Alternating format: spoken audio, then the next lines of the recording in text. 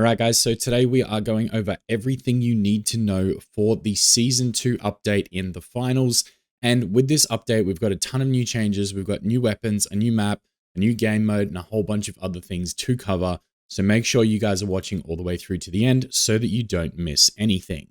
Now, before we get started, make sure you guys leave a thumbs up on this video. I would love to cover the finals full time, and that is my goal for the near future. So if you guys can help me out by leaving a like on this video and subscribing if you're new, I would really appreciate it. Anyways, jumping into the update, we do have Cis Horizon or Horizon, which is the new map. It is a glitchy, colorful cityscape that's partially loaded with floating geometric shapes, and you guys are going to see the gameplay in the background of what it looks like. There's a brand new mode called Power Shift, and what Power Shift is a brand new 2-team mode. It's casual 5v5 where you'll compete to escort a physical platform through the arena as it rips through anything in its path. Think of like all the escort modes in other games. It's basically the same thing, except the platform just destroys everything in its way, including all of the buildings. It's super fun. It's super high paced. You have to stand on top of the platform to make it move, and it can get really intense. So if you guys haven't tried it yet, I definitely recommend it. It's a lot of fun. Now, they've also added a new tutorial, but I'm not going to touch on that for too long because there's way too much to cover in this video. But if you guys want to go jump in and have a look at that tutorial, you can do so in game now. There are 3 brand new weapons, one for each class. We have the FAMAS, which is a burst assault rifle for the medium build. This is a pretty much damage at range, so the longer range is better for this one. We also have the 93R pistol, which is a burst fire handgun for the light class. Again, ideal for close range engagements, but it can do okay at medium range. From my gameplay so far, I feel like you have to be up close hip firing for it to feel like it's doing anything, but I've only had limited time testing it. And lastly, for the heavy class, of course, we do get another pump action shotgun. This is the KS-23. So it is a pump action shotgun, but it has a slug round in it. So it can manage pretty decent distances, but the weird thing about it is it doesn't really have an aim down sight. So you guys will see when you first start to use it that you can't fully aim down sight with it, and it feels kind of strange. I haven't had a chance to use it yet, but I've seen it in some gameplay and it looks a little bit funny. Moving on from the weapons though, we have a bunch of new gadgets and new abilities, so we're going to go through that right now. The first thing we need to make note of though is that the recon sense ability is now gone. It is no longer available for the medium class.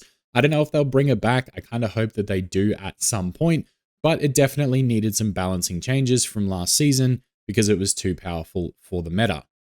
They've replaced it instead with the dematerializer. And what this is, it's a new specialization that basically erases physical surfaces, which would be like a wall, a ceiling, or a floor, or anything that might block you off. You can pretty much dematerialize this and open up a gateway for you to shoot through, jump through, drop something through, and you can pretty much just make a hollow wall to give your team the advantage. The next thing that's worth mentioning is called Gateway, and this is probably one of my favorite things from this update. It's for the light class, and basically what this is, it is 2 throwables. You can place one close by and then throw one across the map. Basically, wherever these 2 throwables are landed, create a portal between the 2. So you can bounce back and forth, and it makes the movement on the light class extremely fun. I've been using this with the dash ability, and I think it can make for some incredible movement plays, and it just opens up a whole lot more skill for the light class. Next up, we have the anti-gravity cube, which is for the heavy class. And basically, when you throw this in an area, it creates a low grav effect for anyone that's stuck in the radius of it. So I've only seen this used like once or twice in games so far, but it's pretty much just the same as low grav would work. If you run into it or jump into it as you're moving, the same direction that you're moving, you're going to continue momentum that way, but you're going to be floating upwards while you do it. And lastly, for the medium class, there is the data reshaper. Now, this one I haven't really seen many people using, and I don't see it being used all that often in the future either. But this pretty much turns any object in the game into something else entirely. It pretty much turns pot plants into throwable explosives and vice versa. And you can pretty much change anything in the game, which is really cool. I think it's an interesting touch, and it'll be nice to see some people using it, but I haven't really seen it utilized in an effective way so far. Next up, obviously, we've got the Battle Pass, a whole new Battle Pass for Season 2, which is great. I've looked through some of the rewards. If you guys want me to react to all of the Season 2 Battle Pass, then I can make a video on that as well. But I might not make it because I don't think it's really worth it. So if you guys can let me know in the comments if you want to see that, it would be great. Now they have this become a professional tab here, and no, this is not a ranked to pro play type situation. It's pretty much just rewards through challenges that you can do every week. And there's kind of a career circuit that'll allow you to get different cosmetics for the more challenges that you do. It's kind of like a battle pass in itself. So if you guys are checking the career page every week, you'll see these up there and you can pretty much complete all the challenges to get yourself some really cool rewards, which if this game has the longevity that I think it will, it'll be cool to look back and see some of these early season 2 rewards that we get in like season 8, if we get that far, you know, to look back and be like, wow, he's been playing since the beginning. That would be really sick. So there's something there for anyone that likes to grind out camos or different appearances. Better matches. They've improved league ranking and there's a major overhaul for season 2. The goal is to provide a much better quality experience when playing in a ranked tournament. This doesn't apply to me because in Australia, you can't find a ranked game to save yourself unless you go to another lobby. If you go to another server to play ranked, you end up with 300 plus ping and you can't hit anyone. So for me, this isn't a big deal, but the improvements to ranked probably helps those of you in the US. But if you're outside of the main player base, then this probably isn't a big deal to you because you probably spend most of your time in quick play. Now, private matches, this is interesting. We're also introducing our first version of private matches. In this early bare bones version, you'll be able to organize matches with a minimum of 6 friends to play Bank-It or Quick Cash. We plan to expand this tool throughout the season with more features, so stay tuned. As with everything, we'll rely on your experiences and feedback. This is interesting because I feel like as a content creator, private matches is something that you always want.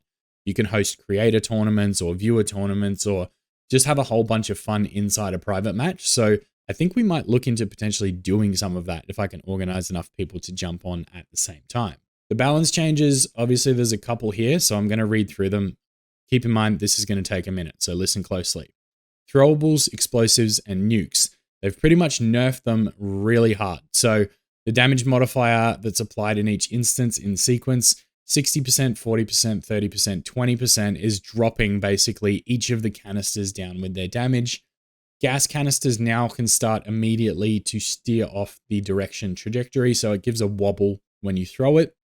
And when picking up the throwable objects, which I'm assuming are the red canisters, with an explosive gadget attached to them, the said explosives will become unarmed. So your C4 will go off, but the actual canister itself won't. So you pretty much can't nuke someone anymore, which is what they're saying here.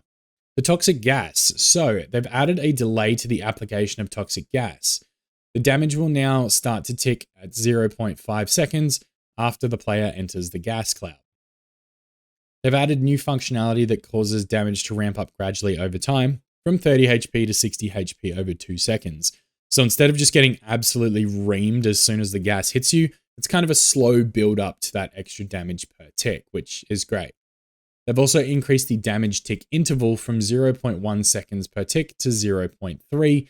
I don't think this is going to be a huge change, but I'll have to try it out and notice it. The gas was really something I used a lot in Season 1, so I'm going to jump in and test that out as well. As for gadgets, the C4 has now been decreased down to 1 each time you use it, so you no longer have 2 available until the cooldown comes back.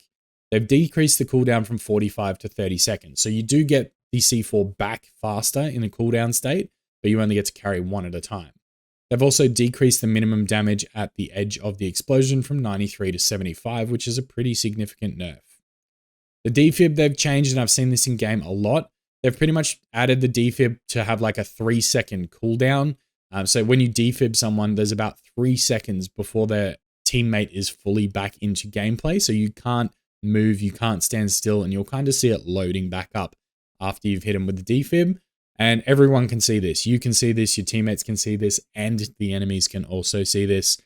And increasing, or basically their starter health, they've increased as well. So a defib revive will now give you 50% HP instead of the original 40%.